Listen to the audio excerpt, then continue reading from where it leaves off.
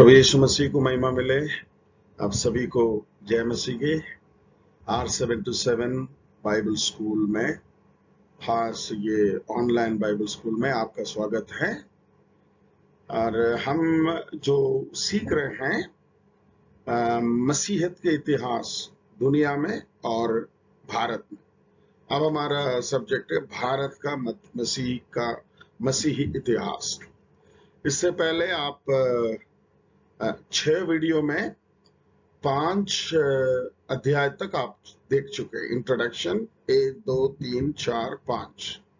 अब हम लोग सीख रहे हैं अध्याय 6, जिसमें हम सीखेंगे डेनिश आधिपत्य का युग, जो है 1700 ईस्वी से लेकर के 1800 ईस्वी तक, लगभग 100 वर्ष का भारतीय कलीसिया का इतिहास, जिसके विषय में संक्षिप्त रूप में देखेंगे। ज्यादा कुछ नहीं है, लेकिन थोड़ा सा ध्यान से सीखना भी जरूरी है। और इसमें पहला पॉइंट है भारत में प्रोटेस्टेंट मिशनरी कार्य का शुभारंभ। ठीक है। और पहले ये आप देखते हैं, देखिए ईस्वी सन 1517 में सुधारवाद यानी कि रिफॉर्मेशन हुआ था मार्टिन लूथर जी के अगुवाई में।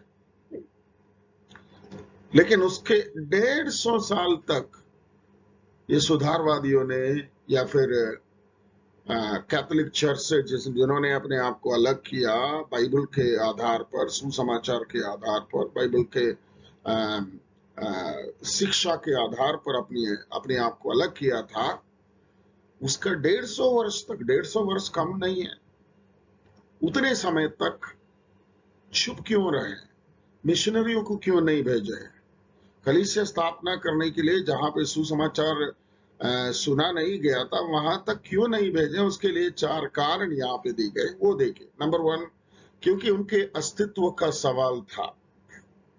अस्तित्व का सवाल मतलब अभी तक लगभग ना कि 1517 तक लगभग 1100 वर्ष तक कलीसिया जो है पोप के अधीन में, यानी कि कैथोलिक चर्च के अधीन में थी। अब नया नया इनका शुरुआत हुआ, संगठन अभी कैसा बनाना है, इसमें नेता कौन रहेंगे, क्या क्या लेकर के संभालेंगे, कितने देश साथ देंगे, है ना। शुरुआत में तो सब लोग साथ आते हैं, लेकिन थोड़ा सा समय जाते जाते कई सारे सेटबैक्स आ जाता है। इसलिए सबसे पहले उनको अपना अस्तित्व है ना कि प्रोटेस्टेंट कलीसिया। अब प्रोटेस्टेंट कलीसिया बोलेंगे तो उस समय का प्रोटेस्टेंट कलीसिया में लुथरन कलीसिया, वेस्लियन यानी कि मेथोडिस्ट कलीसिया है, फिर उसके बाद थोड़ा सा धीरे प्रेस्बिटेरियन कलीसिया, बैप्टिस्ट कलीसिया, फिर पेंटिकॉस्टल मूवमेंट के टाइम में तो फिर ब्रदरन कलीसिया और पेंटिकॉस्टल वननेस, पेंटिकॉस्टल ट्रिनिटेरियन, ऐसे कई सारे लोग जो आ गए थे। लेकिन पहले इनको अपना जमीन खड़ा करना है ना कि अपना फाउंडेशन डालना जरूरी था। उसके लिए थोड़ा सा लंबा समय लिया, कोई बात नहीं, लेकिन आज कलीसिया पूरा अपना अस्तित्व में है। और दूसरा, उनकी अपनी भीतरी समस्याओं से उलझे हुए थे, राइट। भीतरी समस्या आप देखेंगे, आधी शताब्दी की कलीसिया को देखो, कुरिन्थ नगर की कलीसिया को देखो, पौलुस वहां पे 18 महीना रह करके सेवकाई करके उनके लिए उपदेश देते, बाहर आते ही कितने सारी समस्या। और उसके बाद कई सारे कलीसिया, जैसा इफिसुस की कलीसिया, कुलुसियों की कलीसिया है, और बाकी थिस्सलुनीकियों के कलीसिया है, उसके अंदर एक एक विषय को लेकर के लोगों ने क्वेश्चन खड़ा कर दिया।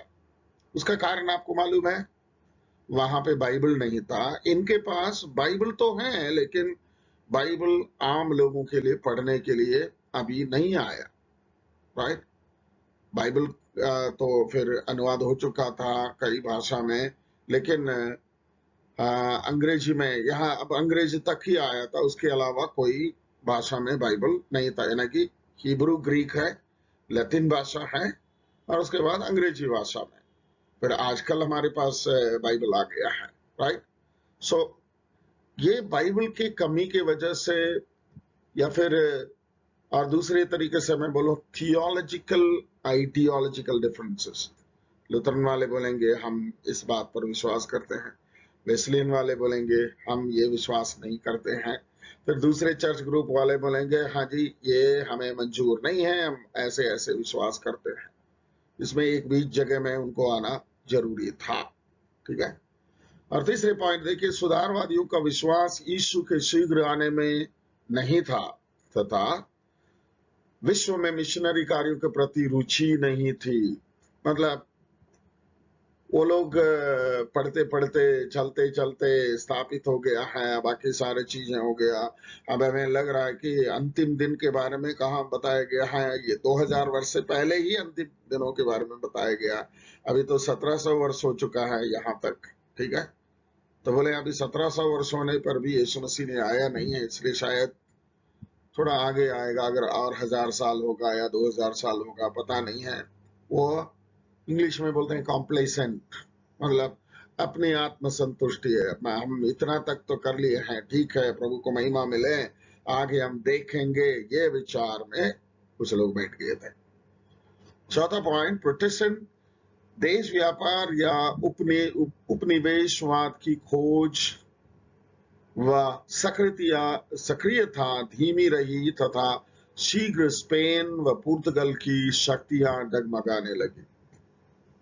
देखिए, देश, प्रोटेस्टेंट देश व्यापार और उपनिवेशवाद, यानी कि बिजनेस, इनका दिमाग के अंदर बिजनेस, ऐसे तो आए हमारे देश में अंग्रेज लोग, बिजनेस करने के लिए आए और उसके बाद धीरे धीरे हमारे देश को अपना गुलाम बनाए। मतलब प्रोटेस्टेंट देश जो है व्यापार और उपनिवेशवाद की खोज व सक्रियता धीमी रही, क्योंकि उनके पास धीमी होने के वजह से उनके पास ज्यादा पूंजी या धन नहीं था मिशनरियों को भेजने के लिए। और इस बीच में स्पेन व पुर्तगाल की शक्तियां डगमगाने लगी। वो उस समय का सुपर पावर या ताकत थी, लेकिन चला गया। सो ये कारण है, ये 4 कारण आपको ध्यान में रखना है कि हाँ, सुधारवाद के बाद 1700 वर्ष के आसपास तक क्यों मिशनरी लोग और देशों में नहीं गए थे, ये मेन कारण है। इसके नीचे छोटे छोटे और कारण भी हो सकता है, थोड़ा सा ध्यान दें। और आगे देखिए, 1600 में इंग्लिश ईस्ट इंडिया कंपनी की स्थापना हुई। ब्रिटिश राज्य का जो भारत में आने का कंपनी उन्होंने एस्टैब्लिश किया है, कंपनी के द्वारा ही लोगों ने आया है। ईस्ट इंडिया कंपनी, आपको मालूम है ईस्ट इंडिया कंपनी बोलने का कारण, उनका राजधानी कोलकाता था, ठीक है? उनका यानी कि उनका बिजनेस सेंटर जो है कोलकाता और उसके आसपास के कई सारे इलाके। क्यों कोलकाता था? क्योंकि उन दिनों में हवाई जहाज नहीं था, समुद्र के रास्ते ही आना था। क्या आपने सुना होगा, और इंग्लैंड से कोलकाता तक पहुंचने में विलियम कैरी को 6 महीने का वक्त लगा। आजकल 6 घंटे भी नहीं लगेगा, ठीक है? मैं ऐसे ही बोलता हूँ, 6 घंटे 7 घंटे 10 घंटे के अंदर अंदर पहुंच सकते हैं। लेकिन देखिए, समुद्र के रास्ते ये भारत के ईस्ट या पूर्व साइड में आकर के अपना कंपनी को स्थापना किया है, इसलिए उन्होंने ईस्ट इंडिया कंपनी नाम उन्होंने रखा। 1602 में डच ईस्ट इंडिया कंपनी की स्थापना के साथ प्रोटेस्टेंट देश व प्रोटेस्टेंट मिशनरी सक्रिय हुए, राइट? हालांकि इंग्लिश लोगों का यानी कि ब्रिटिश लोगों का मकसद मिशनरी नहीं थे या मिशनरी सेवकाई तो नहीं थे, लेकिन ये लोगों ने मिशनरी सेवकाई के लिए रास्ता तो खोल दिया। मतलब लगातार इंग्लैंड से और यूरोपियन कंट्री से भारत में यानी कि कोलकाता, चेन्नई, मुंबई ऐसी देशों में शिप्स क्या बोलना चाहिए, जहाजों का आना जाना होता था, इसलिए उनके जहाजों की सहायता से ही हमारे देश में मिशनरी लोग सबसे पहले कदम रखे। बल्कि उनको आप अगर व्यक्तिगत तौर से पूछेंगे, वो मिशनरियों को खिलाफ थे सच में। कई मिशनरियों को वो लोगों ने उपद्रव किया, काम करने नहीं दिया, और उनके फंड को काटा और उनको परेशान करने में लगे थे। ये तो आपको और कहीं सोर्स से भी पता चलता होगा। लेकिन एक उपकार उनको मिशनरियों को हुआ, ये अपने बिजनेस के लिए जो जहाज, पानी जहाज जो यूज करते थे, उसके द्वारा मिशनरी लोग भारत देश तक पहुंचने के लिए उनको सहायता मिली। और 16वीं सदी में प्रोटेस्टेंट देश व मिशनरियों ने स्पेन, पुर्तगाल व पोप से कोई आदेश पत्र नहीं लिया। इसका यह मतलब इससे पहले 16वीं शताब्दी की शुरुआत में ही क्या बोलना रिफॉर्मेशन या सुधारवाद हुआ। उससे पहले कहीं भी जाना हो मिशनरी के रूप में या प्रचार यात्रा में जाना हो, पोप के आदेश पत्र के बिना कोई किसी को ग्रहण नहीं करता। यहाँ मान के चलिए, यहाँ पे भारत में कलीसिया है, कैथोलिक कलीसिया है। कैथोलिक कलीसिया का कोई मिशनरी यहाँ पे आता है तो यहाँ के लोकल सपोर्ट के बिना वो कुछ नहीं कर पाएंगे, सरवाइव नहीं कर पाएंगे। लोकल सपोर्ट चाहिए तो पोप का आदेश पत्र चाहिए, अधिकार पत्र चाहिए। लेकिन यहां से 16वीं शताब्दी से लेकर मिशनरियों ने स्पेन, पुर्तगाल व पोप से कोई आदेश पत्र नहीं लिया, लेने का जरूरत नहीं था। ये इंडिपेंडेंट, स्वतंत्र मिशनरी संस्थाओं के साथ जुड़ करके ये काम करते थे।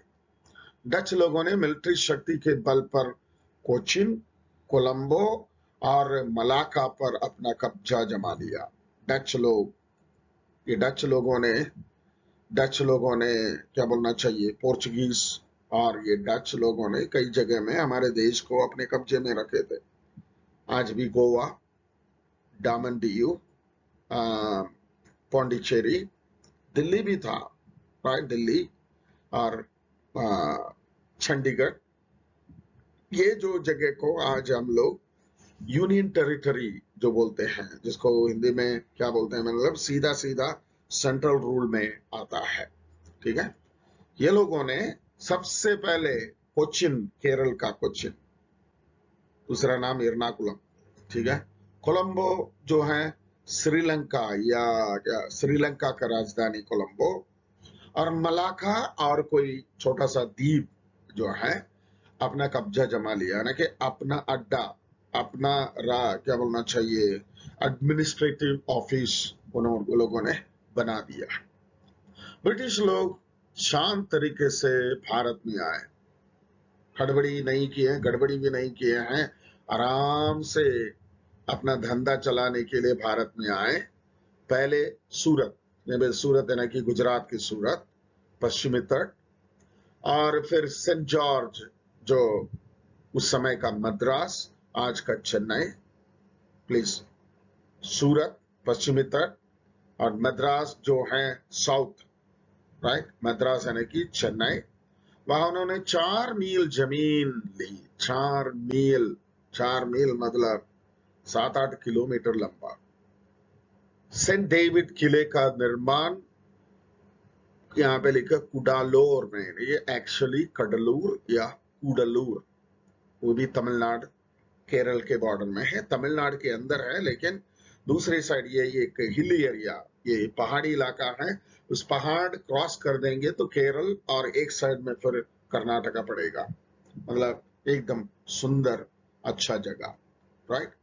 ये जगह में उन्होंने अपना अपना सेटअप, अपना अपना बिजनेस सेंटर, अपना अपना अड्डा जमा लिया। और 1690 में जू कॉर्निवेल ने कलकत्ता में स्थापना की।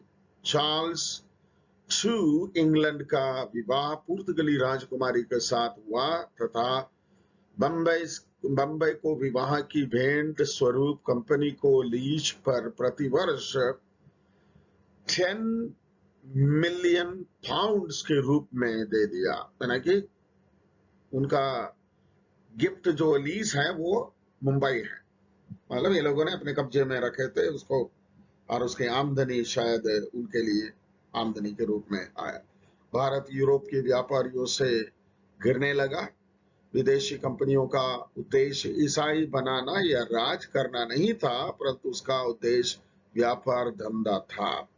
तो आपको अभी आइडिया हो रहा है, ये लोगों ने जैसा यूसुफ कहते हैं, तुमने मेरे लिए बुरा सोचा, लेकिन परमेश्वर ने उसे मेरे लिए अच्छाई के रूप में बदल डाला। वैसे ही यूरोप के लोगों ने, खास तौर से ब्रिटिश लोग, फिर उसके बाद डच लोग, और उसके बाद पुर्तगाल लोग, स्पेन के लोग, राइट, ये लोगों ने इनसे मिलकर के धंधा के लिए, व्यापार के लिए, पैसा कमाने के लिए, अपना देश को रिच बनाने के लिए यहाँ पे आए हुए थे। लेकिन उनके पीछे पीछे उनके समुद्री जहाज के द्वारा सुसमाचार को लेकर के हमारे देश में पहुंचे हैं। ये आपके ध्यान में रहे। एक दो पॉइंट और देखिए। नंबर 2, एंग्लिकन चैपलिन, दैट्स पादरी व धर्मांतरित मसीही। एंग्लिकन चैपलिन बोलेंगे तो मतलब उनके चर्च के लिए उन्होंने अपना पादरी को स्थापित किया। यहाँ पे देखिए दिल्ली में, अगर आप देखेंगे रिडेम्पशन कैथीड्रल, जब आप देखेंगे राष्ट्रपति भवन के एकदम सामने, उसका क्या मतलब था? वो उस समय का लंदन मिशन चर्च या एंग्लिकन चर्च का, अभी तो सीएनआई चर्च है, राइट, भारतीय चर्च ऑफ नॉर्थ इंडिया के रूप में आता है। ये जो है, ये चर्च उन्होंने उनके अधिकारी लोग, उनके वर्कर्स और उनके साथ काम करने वाले बैठकर इंग्लिश में आराधना करने के लिए ब्रिटिश लोगों ने बनाया था, और उन्होंने उनका पादरी यानी कि चैपलिन को भी दे दिया था। ठीक है, ये हमारे सामने दिल्ली का एक उदाहरण है। वैसे ये देखिए, एंग्लिकन चैपलिन व धर्मांतरित मसीह, ये दोनों को थोड़ा सा डिफरेंस क्या है आप देख लो। 17वीं सदी में अंग्रेज कंपनी द्वारा एंग्लिकन चैपलिनों को भेजा गया, यानी कि पादरी लोग जो हैं। पहले पहले हम देखते हैं कि थोमा आया, बर्थलोमे आया, भारत में मसीहियों को बनाया, और कई 6,000 लोगों को बपतिस्मा दे दिया। वो केरल में पड़े पड़े वहीं के वहीं रहे, और किसी के पास सुसमाचार को लेकर के गए नहीं थे। वो चैप्टर वहां पे क्लोज है।